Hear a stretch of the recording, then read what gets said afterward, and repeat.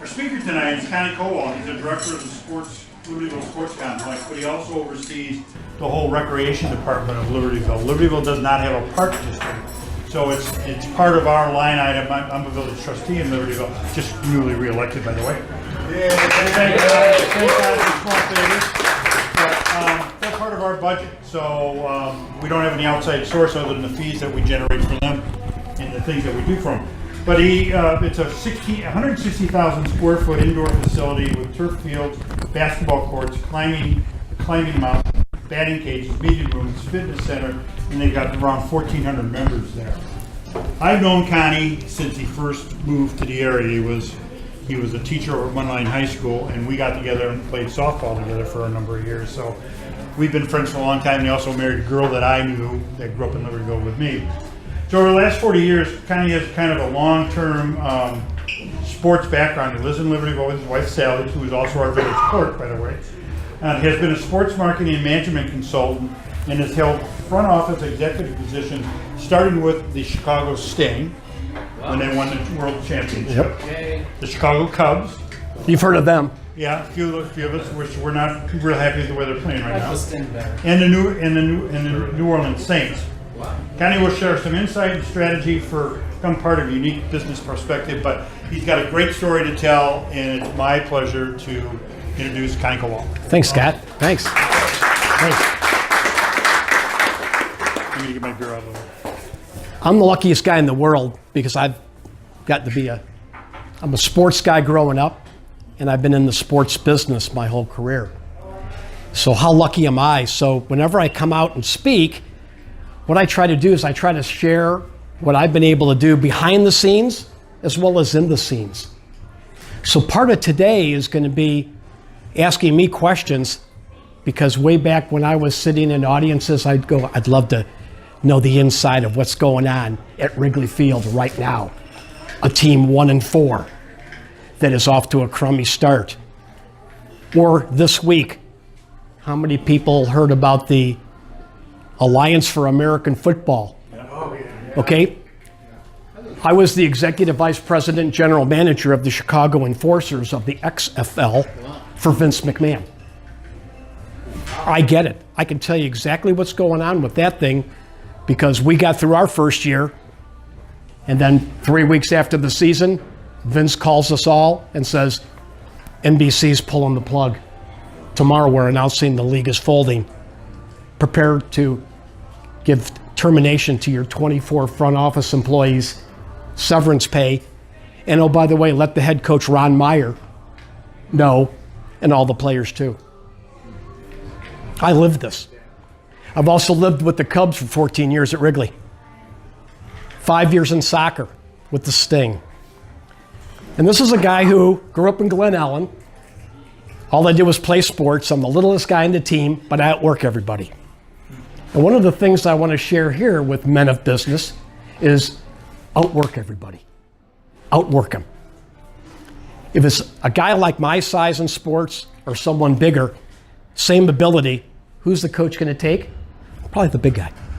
They don't understand here. They don't understand hustle. They don't understand energy. They don't understand what motivates you. So if you're the littlest company playing with the big boys, outwork them. That's all I've done my whole career. I just outwork people. I out-hustle them. And you have to have passion and energy. Jim Valvano, the great coach of North Carolina State, if you've ever seen the 30 for 30, yeah. Okay, survive and advance, he goes, nobody has ever succeeded without enthusiasm. Bring it every day. And with me, look at me. I'm 5'5", I'm balding, I got buck teeth, my name's Connie, and I'm Polish. I got a lot working against me, okay? In spite of that, no excuses, no this, get it done. Belichick's got it right with the Patriots. Do your job, get it done. And have fun along the way. And you can do both. But what I want to do today, and Scott, our time frame, this is a 5 to 7, and it was great seeing everybody mingle beforehand. But we've got a game ender today at 7, so I need a volunteer. Okay, don't all jump at once now. What do you want? Okay, you have a watch, cell phone, something that tells time? It is. Okay, what time's it right now?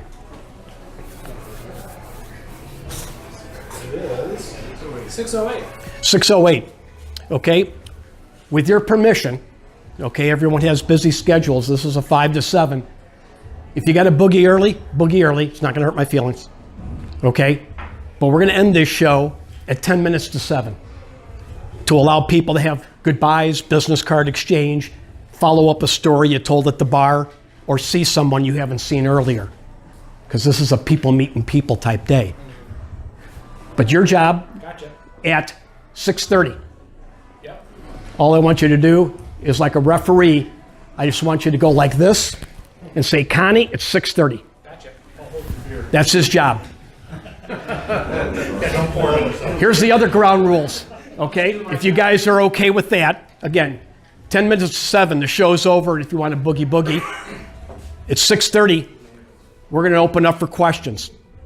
I've been to too many of these where you have somebody and they go, we got time for a couple questions. Couple questions? I want to ask lots of questions. So we're going to have at least 20 minutes of questions, and you can ask me anything. You can say, Connie, how was Don Zimmer as a manager for the Cubs? I was there when he was manager of the Boys of Zimmer.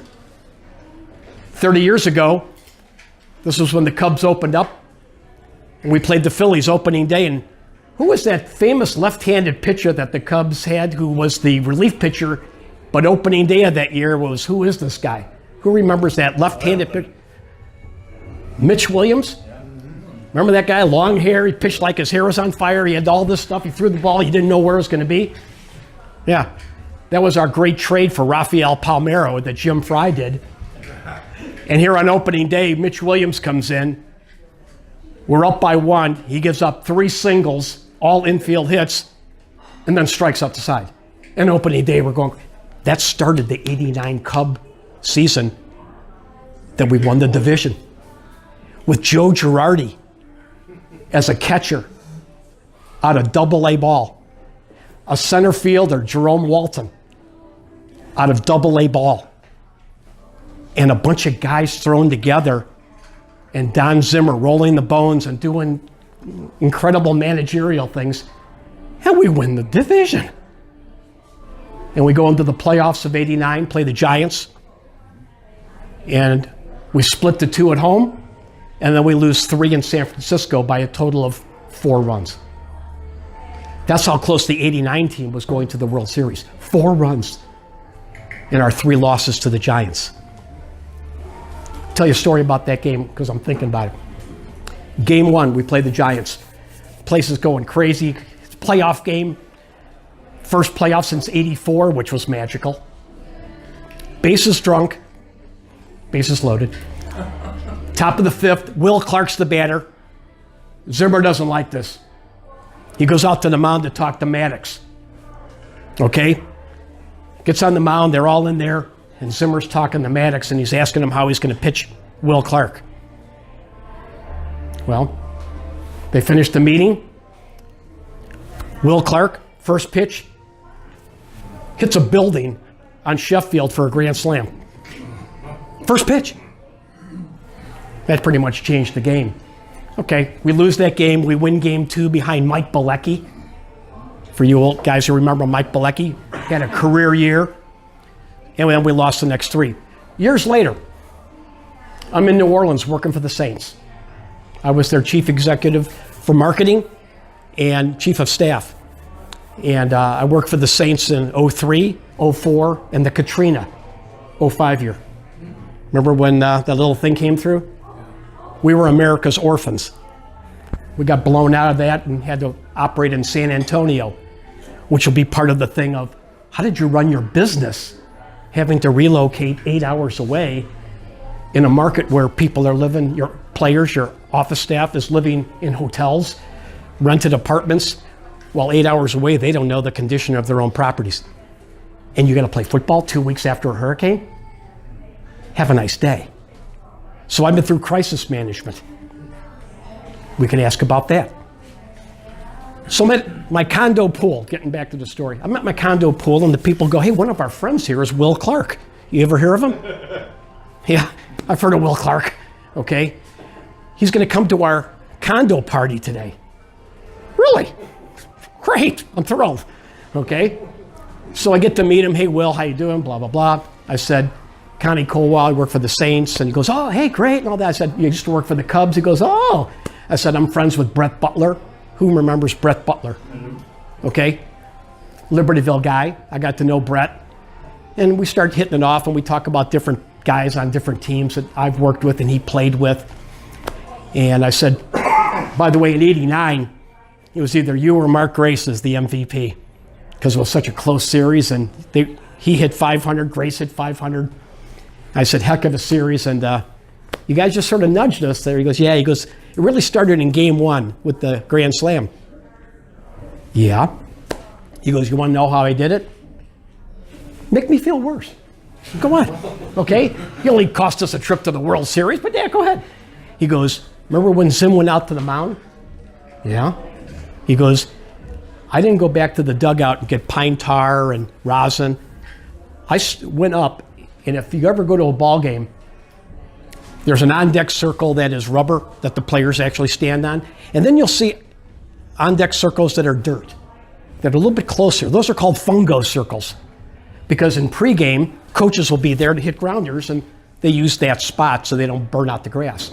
Anyway, Will goes to he says, yeah, I go to the fungo circle. And I look right at Maddox. So when Zimmer goes out to the mound and says, how are you going to pitch him? Maddox goes, fastball inside. And Zim goes, okay, let's go get him. Zim goes back in the dugout. Clark read his lips. He geared up, first pitch. Maddox was good control, remember? Fastball inside, and he hits a building on Sheffield. I go, thanks, Will, for the story. Really makes me feel good. Yeah, it was a great story. He goes, you wonder why guys do this now? Will Clark. I got 1 million of them. But those are the things that sports is all about. It's memories, it's fun, it's where you were, it's who you were with, and having fun. And so how lucky have I been to be in professional soccer, baseball with the Cubs. I ran 2 minor league teams for the Cubs, a team in Rockford that played in the same league with Kane County, and a AA team in Orlando that played in the same league as the Birmingham Barons. Anybody know what famous guy played AA baseball for the Birmingham Barons? Michael Jordan, 1994. He visited Orlando for 6 games. I had 6 sellouts. And I told my general manager, no discounts on these days why is that? Because we're going to do 2 for 1, and corporations can buy 1,000 tickets for $10. And I'm in Chicago. I know he's working out at Illinois Institute of Technology, and he wants to get into baseball. And they're not going to put him in rookie ball or A ball, and he's not good enough for AAA. AA is the prospect league. And sure enough, as soon as he signed, goes to spring training, gets assigned to Birmingham, the phones are ringing off the hook in Orlando. How do I get tickets? No problem. Any discounts? Nope. We had 6 sellouts, made a lot of money. And I had a chance to watch Michael Jordan play, get a chance to be with him a couple times. I'll tell you a Jordan story. Again, this all relates to having fun.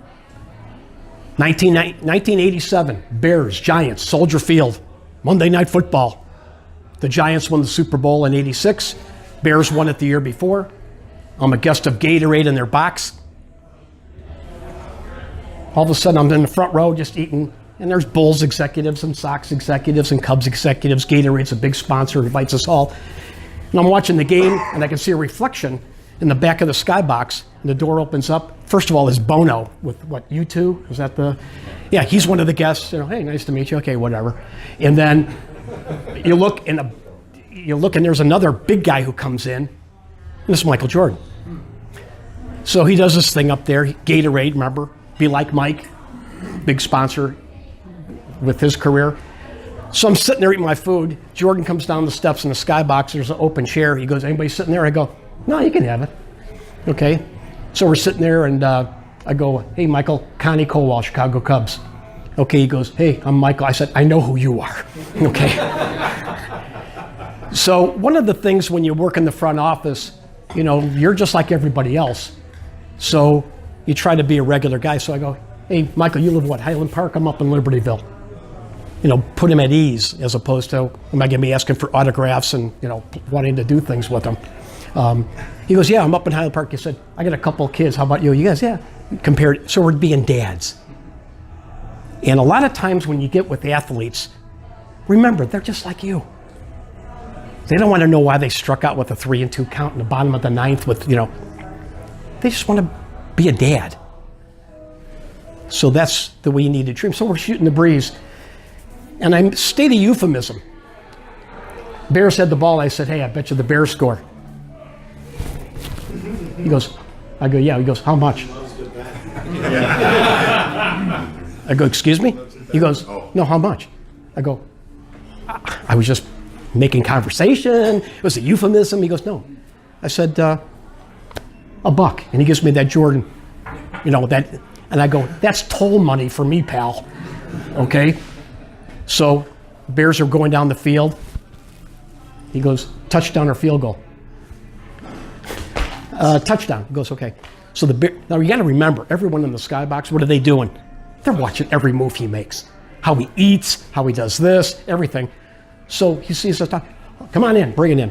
And so all of a sudden, the Bears score, and I go, you owe me $1, pal. And he hands $1 to me. Now everyone is glued in. Okay?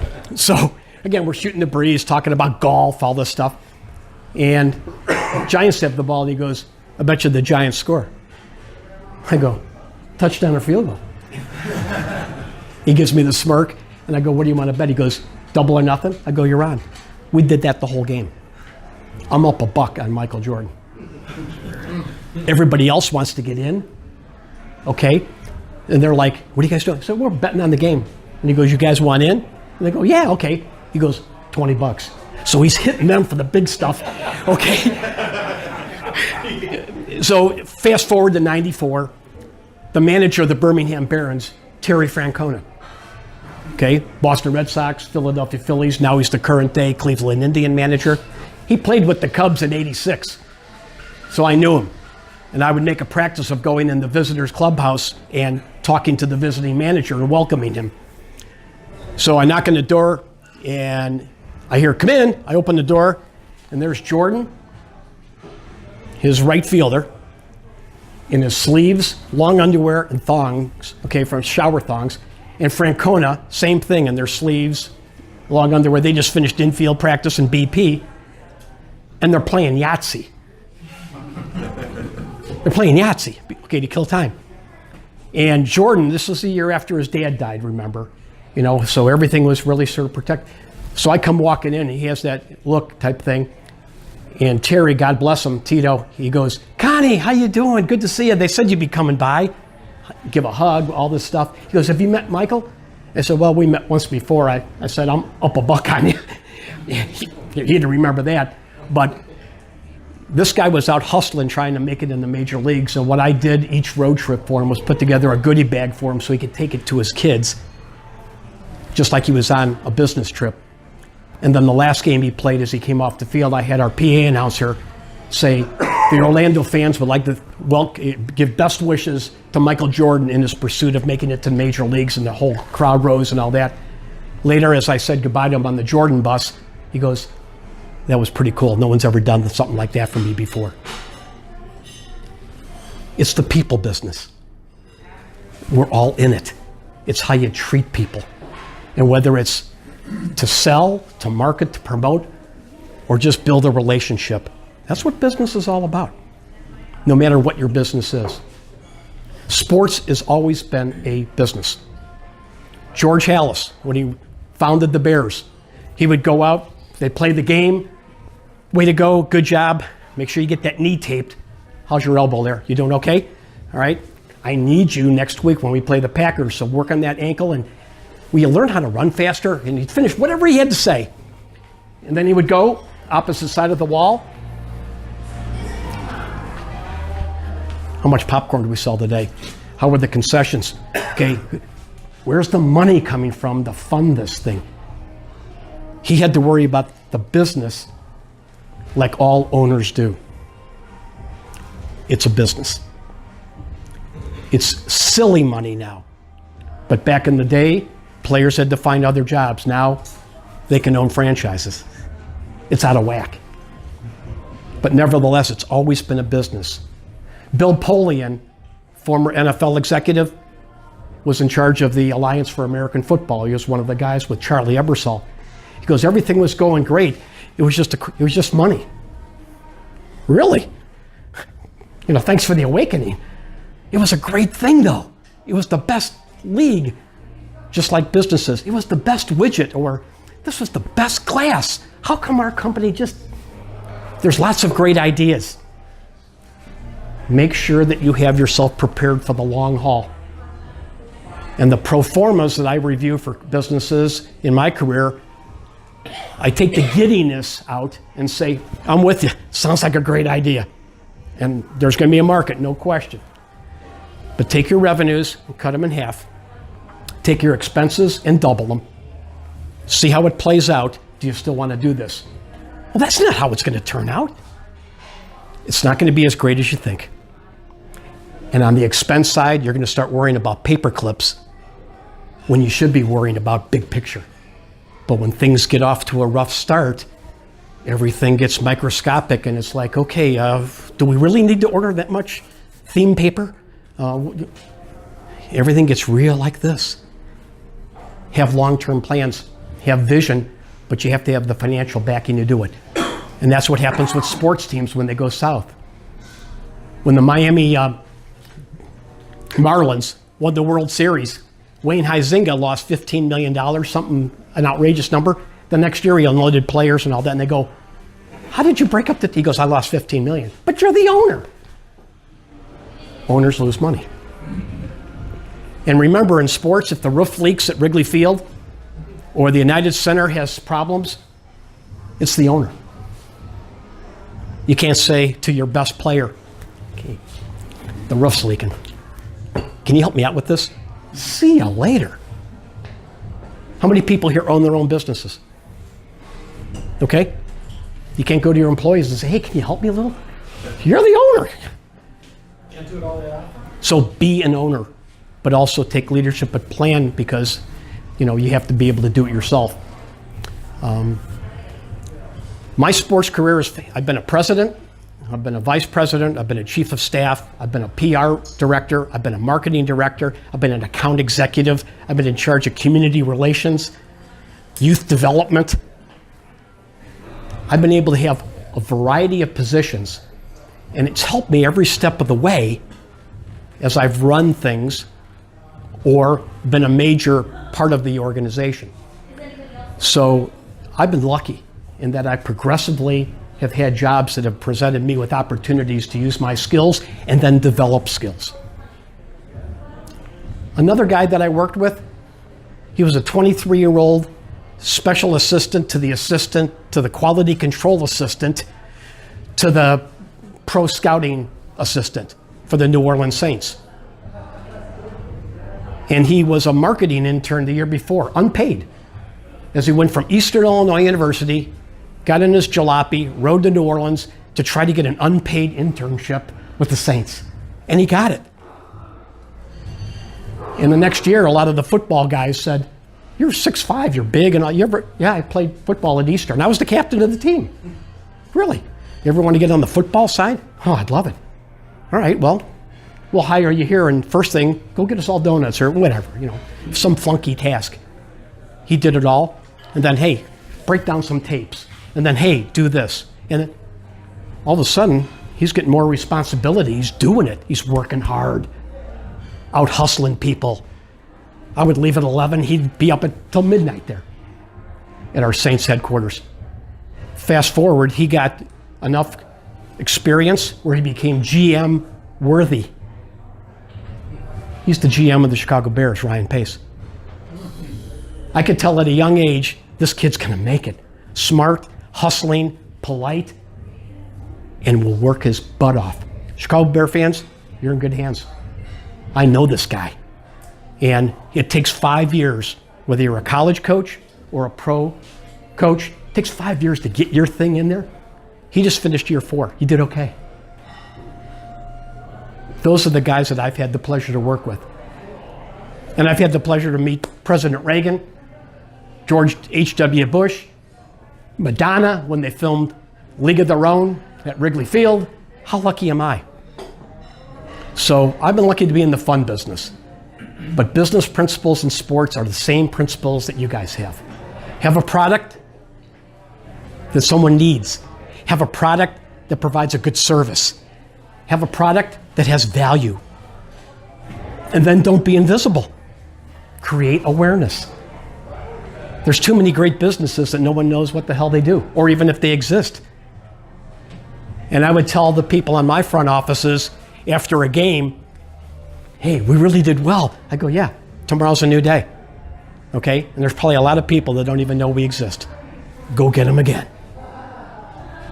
Sports is a perishable product. When the game's over, it's over. If we have 10,000 seats we didn't sell, I can't sell them again. It's not like a can of pork and beans at the Jewel. Maybe they'll buy it tomorrow. Or maybe they'll call me tomorrow for an insurance policy. Sports is a finite business. You talk about pressure? Selling every ticket you have because you can't sell that ticket the next day. Thank goodness. With the Cubs, we had a guy like Harry Carey, the best ambassador of all. We would tell Harry, hey Harry, we got 100 tickets left for the Cardinal game this weekend. And all right, I'll take care of it, Connie. Okay. He'd always mispronounce your name. It was just, he goes, hey, I was talking to Connie Conwack of the front office, and he said tickets are still available for this weekend series against the Cardinals. Man, I'd get them if I were you. And the phones would light up and all that. We'd have a sellout. You go until you have no more tickets. And Harry was the best guy. He had them hot mic. He was the guy that could sell those tickets and let people know. Million stories about Harry. Jack Brickhouse was one of my mentors. For those who remember Jack Brickhouse, and I hope there's lots here. As I told people, we learned our ABCs from Jack Brickhouse. We got our PhD from Harry Carey. How lucky were we? Very lucky. And what do you have to tell me? Arms are up. And Connie, it's Connie is ready for questions. at time. 6:30. How did he do? Okay. Okay. I got a question for you, Connie. Yeah, I'm going to give you. I'm going to tell you one thing. I do this when I go speak, high schools, colleges, wherever, and I give an assignment. And many times the young kids, I go, I need a volunteer, and they go, and all right, here's a job, and I give them that job. Okay. The guy does the job and does what he's told, and I go, thank you. Appreciate that. You made me look good. You kept me on target. I'll never forget you. And if someone says, hey, do you know a guy named Bruce? How is he? Great guy. Man, this guy, he made me look good one day. Really? Your reputation can be the smallest thing and can set up the biggest opportunity. So when I have a high school, college kid, and everyone sort of giggles and all that, I said, I'll never forget you. And if someone calls for a job and you say, call Connie, I'm going to say, I've only had one experience with him. Kid knocked it out of the park. What did he do? He kept me on track. Would you hire him? Yep. After that experience, you betcha. I've also had kids 5 minutes later where someone goes like this, huh? Guess what? That kid, someone calls, I wouldn't count on him. He let me down. Don't let people down. That's part of business too. So thank you for keeping me on track. Scott? Okay. And going back to when we first met, we were playing softball. So Connie was teaching him in high school.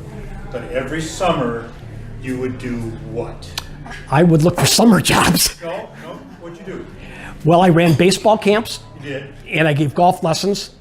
And I would just do any. What about the resumes to post? Right. And so after the first 2 years, Sally and I, my beautiful bride, we met as rookie teachers at Mundelein High School. Miss Gilliland, Mr. Kowal, government, English, nice to meet you. And a year later, we were married. In the summers, we're just two broke teachers, okay? And after we got married, then I wrote letters to all the front offices in Chicago and Milwaukee. I already got a job. I'm a teacher. I'm tenured. I'm the government teacher at Muntenline High School, and I coach 3 sports. I'm having a blast. But the summers, I could do whatever the hell I wanted to do. I wrote letters to Cubs, Sox, Bulls, Bears, Blackhawks, Milwaukee, Brewers, Bucks, anybody, because I could commute. And I got a call, and it said, hey, we've got your resume here, letter. It's pretty good. Can you come in and talk? Hey, this is cool. And I go down, interview, and they go, we want you full time. Whoa, career decision. From teaching, age 28, to work full time with the Chicago Sting down in the city in a sport I knew nothing about other than the ball, I don't know if it was filled with helium or feathers. A third of a pay cut. Is the microphone working? Pay cut. To go from teaching to the Sting at age 28, and Sally and I are 2 poor teachers, just bought a house. And I said, I want to do this. It was a calculated risk. I rolled the bones. We had 3 sleepless nights. I took the job. Someone pulled my name out of a file. No connections, no contacts, no daddy call to make it, God, with this college scholarship stuff. It was me taking the effort to write letters, send resumes, put them in an envelope, get a stamp on them, get them to the post office, get them over there. Any of those steps break down along the way because, follow through. The guy that hired me was working at Avis Rent-A-Car at O'Hare Airport in fleet sales and wanted to get in sports, and Chuck Swirsky befriended him. People have heard of Chuck Swirsky? And he got an interview with the Sting, gets the job as general sales manager, and they said you can hire 2 guys. So he goes in the stack of resumes and pulls mine out.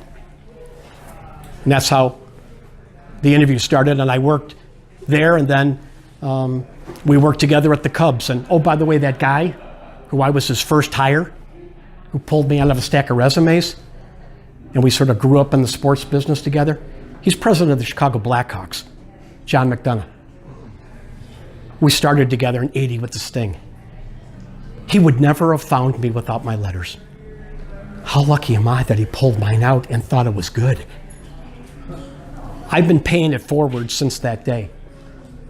I have kids all the time, or dads say, hey, can you help my kid? He's looking to get into, you got it. Someone gave me a break by just pulling it out of the wall. Everyone needs a break. I got a break, and so I try to repay it as much as I can. And sharing with you that, help someone out. Help someone out, someone who's down on their luck, someone who's had a rough go of it, someone that needs a break and needs an opportunity. That's what men of business do. That's what business leaders do. And from there, if they're good, they'll progressively get better. But that's how I got into the business. It wasn't Judge Kowal, who was the chief judge at DuPage County, who did things. He said, Connie, you'll get it done. And that's how I was as an athlete. And that's how I was a walk-on at Western. In fact, I got cut my freshman year, and then walked on again. Senior year, I was the starting third baseman on Western's greatest team, and I'm a big NCAA award-winning third baseman. 45 years ago, I'm playing third base, and next week I'll see my alumni guys down at Western for the annual Alumni Tribute Weekend. It's friendships, it's bonds, it's people you meet. You can never have enough friends, guys. So keep your friendships. But that's how I got into the business. And once you're in the fraternity. I was just an account executive in McDonough's. I could go up to Jerry Reinsdorf. Jerry, hi, Connie Kowal, Chicago Sting. I'm in the same business you are. And we were.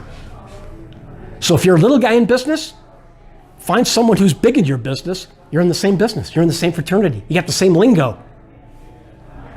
Use it as opposed to, well, I'm just a stand tall. Be the #1 fan of your own fan club. That's a Connieism. And I've got 1 million of them. When the book comes out, I hope you read it. I'm 4 chapters in. It's going to be called My Life in Sports. This stuff really happened. And I'll be telling many of these stories. Questions? Yep, and you state your name and your business so everyone knows who you are. I'm George. My business is providing loans to businesses.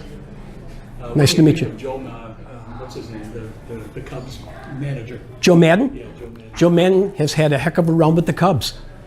And the last time I checked, they haven't been mathematically eliminated yet. It's a long season. It's a long season. But every year he's been there, they've done pretty well. 2015 surprised people. 2016, it happened. In 2017, okay, not as good. And last year, a shocker. Yeah, they're all ticked off. They want to win. But as a manager, hey, he knows what he's doing. In today's day and age, everyone has an opinion. And now they have something that is a big bugle called the internet, social media, in which to tell people they have an opinion. In the old days, you had to write a letter to the editor. You had to maybe pick up the phone and talk to someone. Now you can do things and you're an expert. You're an expert. So you tell people you're an expert and you go, Madden sucks. Oh, okay. Thank you for your opinion. But fans are allowed to have their opinion. They just have big bugles now. And sometimes it doesn't help. It hurts more than helps. So you got to be able to, they say, block out the noise. And I think a lot of us need to tune down the noise. And if we're noisemakers, turn it down. That's just a personal opinion. But measure them over the full season. Don Zimmer operated without a contract in 1991. And he asked to get an extension. Jim Fry, who was the general manager, said, Tribune said, they're not going to talk to you till the end of the year. Like normal people. You have a contract through the year, you have a contract through the year. Many times coaches and all them, they want to have 3 more years. I don't want to be lame duck. I don't want to have the message that I'm not going to be here. Just coach the team and manage the team. You got a job. And then perform and you'll be rewarded. Zim pushed it. And Don Granesco, who was president of the Tribune Company and the Cubs, said, we're going to review you at the end of the year. He goes, no, I want to know right now. And in New York, we were playing the Mets. He goes, okay, then you're fired. Zim, okay, that's all I need to know. And he left. Let the season play out with Madden, okay? And he's done pretty good with 90 wins. But it is good. He is on the griddle because of what Theo Epstein said. We got to do better this year. It's going to be a fun season. I'm a former baseball player myself. And Where'd you play? back to the 60s, the Cell Room. Okay. You know where that is? LP, right near Ottawa. Back to the 60s, the game today, baseball anyway, everybody is making it too complicated. Yeah, it's a simple game. And it's not that complicated. Sometimes you have unconventional moves, and if you've played the game, you know the fundamentals. And sometimes things work, and sometimes they don't. You got to remember, every game, it's our best against their best, and we hope that we win. As a front office executive, I had no control over my product. We could fill Wrigley Field. We could fill the Superdome. We could have the greatest promotions. We could have the baton twirlers before the game with flames going everywhere. We could give everybody, Beanie Babies. And it's like, God, this is great. And then we lose. I have no control over my product. I can't send it to research and development. I can't say my Big Mac had these sesame seed buns that just aren't tasty, so let's send them over to the chemist and have them test, and we've improved it. We can be as prepared as the Cubs, and they're 1-4. You're also in the fishbowl. I'd be at the Jewel when I was with the Cubs. I'd go in there getting bread and milk on my way home, and I'd be in line, and I'd have a friend or a lady who just knew I worked for the Cubs and go, your Cubs are horrible today. Sandberg went 0 for 4 with 3 strikeouts. I just want to buy some bread and milk. You're in that business. You stand up and you go, we'll go get him tomorrow and I'll talk to Sandberg personally. Okay? And they're fans. They're the ones that you work for. The ownership is ownership, but my boss was the fans. And with you, your boss is the customers. Okay? Remember that. That's how important it is. Questions? Yeah. Name and business. Mike Babbitt's Libertyville Manor, Generations of Care. And with the talk and all this of paying college athletes, what are your thoughts about paying college athletes something more than their education? I don't think they should get paid because they'll go to the next level. and then the next level. You have to understand too, and you can look it up on your Googling or whatever, getting a free education is a big deal if you also want an education. Go and just Google up college athletic programs that are profitable. Okay? And see what it is. And you'll probably see that there's maybe 70, and I'm maybe too high, 70 colleges that do pretty good. The Michigans, the Ohio States, the Alabamas. And all these schools who are big, juggernaut, they make money and it helps fund every other sport. All 19 other sports. There's no fans for, some of the sports. That's how they are able to have all this. So you're going to have some schools that aren't in the top 70 go, how are we going to do that too? We're losing money the way it is. And now you got to pay players? It'll kill college sports. College sports is a business. It has to fund a lot of the other sports. And since Title IX back in '73, you've got a lot of sports. For the good of it all, it's good. But sports can also then help with all sorts of other ancillary revenues.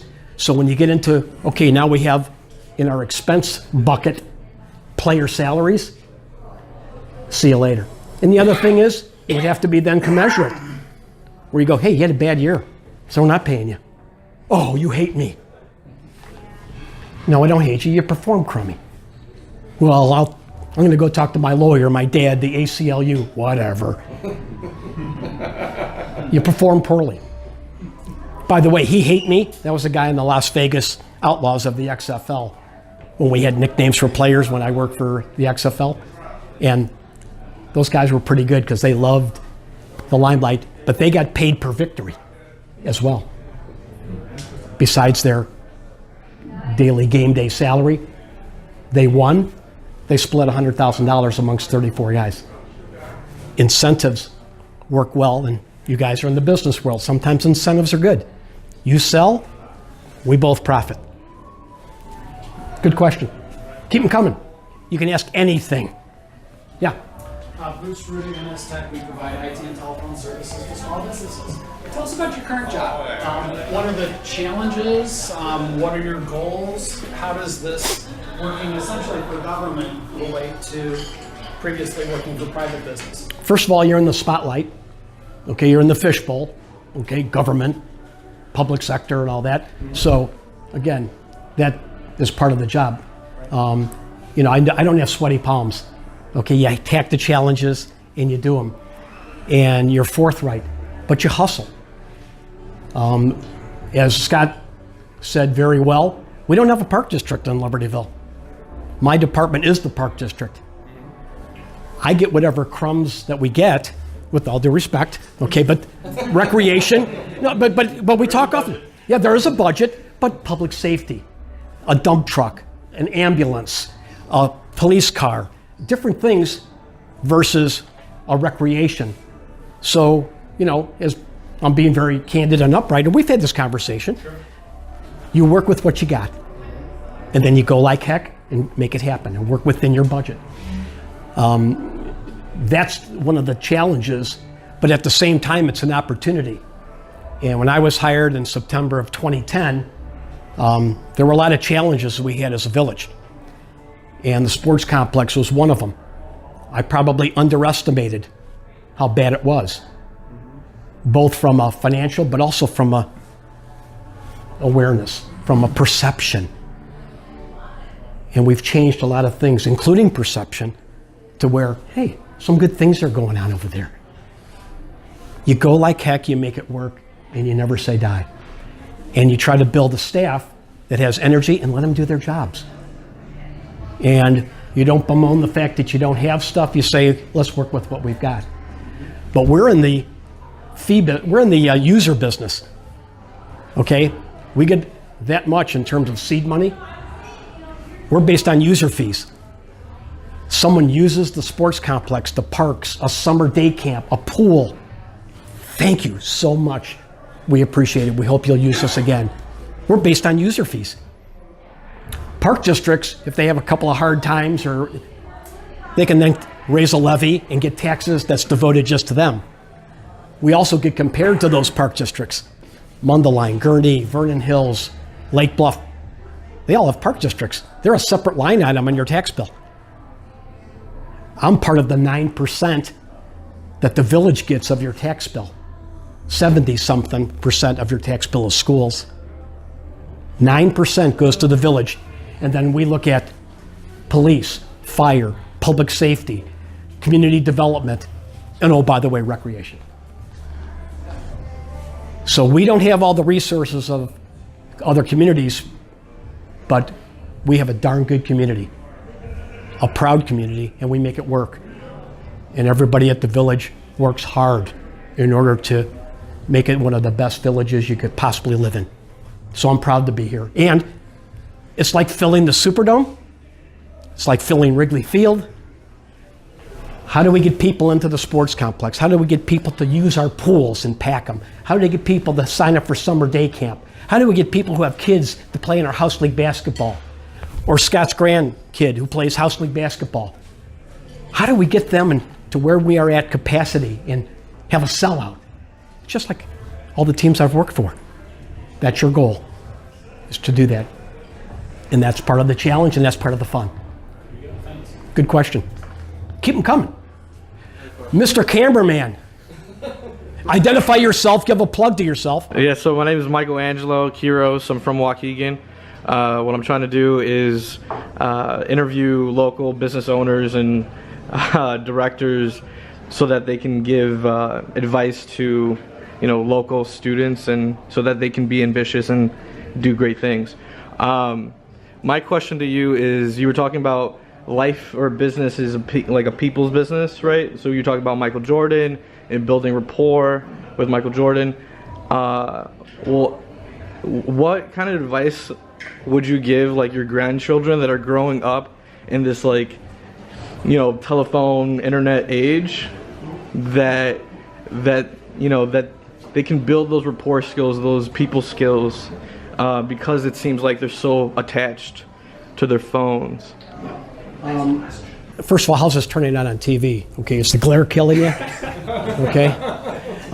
By the way, this is my Final Four hat when the Final Four was in New Orleans back in 2003. And again, how lucky have I been to go to World Series, Super Bowls, Final Fours, World Cups, all that. Again, it's the fun business. But going back to your question, Michael, okay, be nice to people.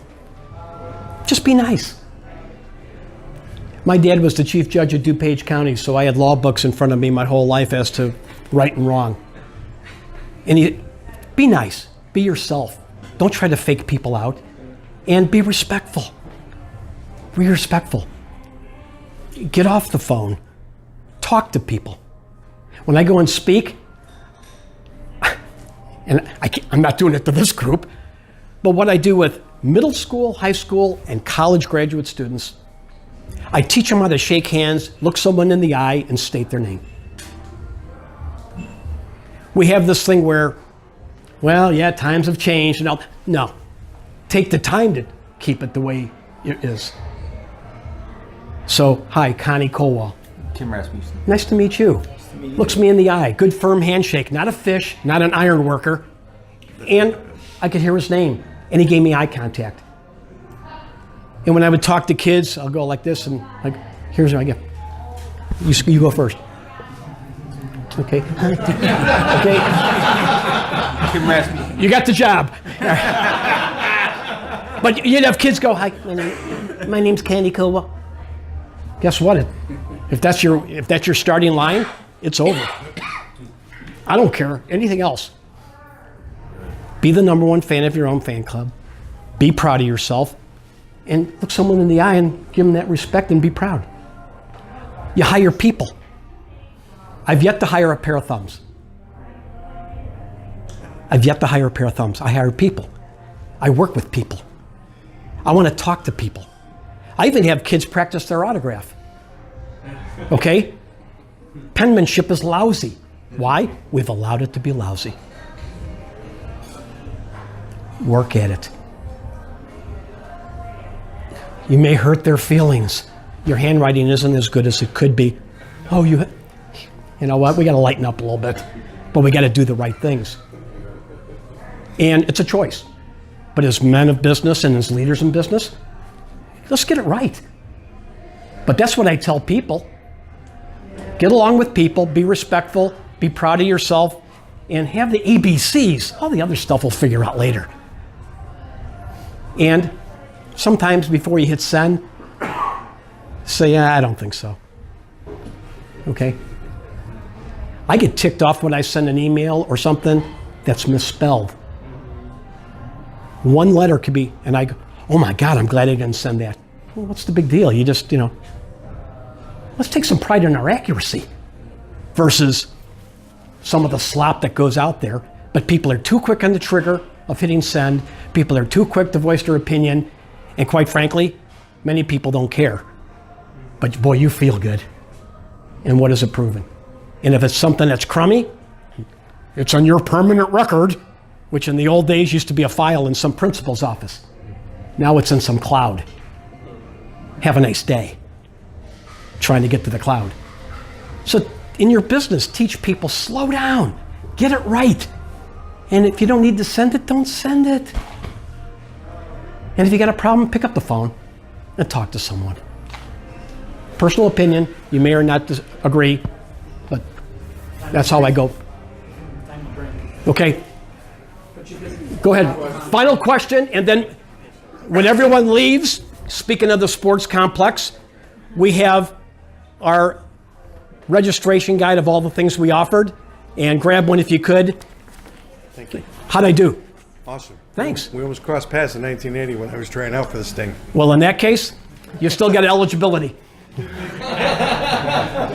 Fire away, and then we'll close it up, and I thank you guys for sticking around and hearing what I had to offer. Thomas Godfrey, Thomas Group, Cyber Security Consulting. First of all, thank you for taking my daughter aside 9 years ago and giving her some advice at the Air and Water Show. You're welcome. Question, what's your long-term vision? What do you want to see happen in 5 years? For the Cubs, for Sports complex. have it continue to have sustained success. And not put measurement sticks on, but sustained success. Again, we're user-based. We have some challenges we're going to have in the years ahead, particularly with the property sale of portions of the property that's going to reduce our parking a lot. We're going to have to make some adjustments, both financially as well as and keep building and have people that like what we have to offer in facilities that they're proud to come to. So that's ongoing, and that's the drive. Anything deeper than that is way ahead of ourselves. But from an operator who doesn't run the village, Scott's one of my bosses, they're the ones going to be giving direction. I'll be asking questions as to what I think is right, what possibly could be another thing to do. But those are some of the big challenges we have ahead, particularly with the property sale. And how can we help you achieve the vision? What's that? How can we help you achieve the vision? The one thing I could ask everybody here is, and I'm very proud to say this, I probably wrecked your microphone, but people speak well of us. I don't think it was that way about 10 years ago, okay? So when you speak of us, speak well of us. Talk about, hey, there's neat things over there. Hey, there's 2 indoor soccer fields that they have for multi-purpose. They have 8 basketball courts that they use for multi-purpose. They have conference and party rooms. Maybe we ought to have one of our business sales meetings in there. Acura car dealership comes down there and they have a sales meeting. And then they go down and shoot hoops and they have fun. We're in the fun business, but talk about what we have to offer. And if someone says, I don't like that, at least they know. We have a fitness center. That's a tough racket. Okay? That's one of these. We have a fitness center. We have to operate that. So we have a lot of parts that are there. Speak well of us and tell people and promote what we have. And I have to give credit to our trustees. They are advocates. They're promoters. We own that. So we should all be saying, hey, there's a viable business on the northwest side of town there, along with the 19 parks that are in my department, the facilities we have with swimming pools. We got a lot of stuff. We should be proud of it. and let people know that we are in business, we're operating, and how can we help. We're in the fun business. Guys, I appreciate your attention. As men of business, keep on hustling, and like I said, be the #1 fan of your own fan club. Thank you. Go, oh, we have a last-minute entry. Do you think Libertyville should have a park district? I'm a man of opinion. If there's a way that you could have a park district in Libertyville, I think that would be a big advantage but there is a lot of governmental red tape, a lot of statutes, a lot of things, but it would provide more perhaps financial, human, and other resources. But until that day, but that would be a hard one to pull off, and Scott knows it more than anybody. But it is an advantage when a park district can levy their own taxes and say it's going to be devoted to this. But that's one of those where, nice thing to talk about. Would it help? Great. But I'd like to be 6'5" too. Okay. Some things are tough to pull off. But it does have its advantages, without a doubt. With that being the final question, Scott probably has some nice thing for me. I do. Oh, what a... Oh, my. Thanks, Scott. You're very welcome. Appreciate it. Thanks, Scott. Yep. Okay. Give him a loud. Thank you, guys. Come on, give it to me.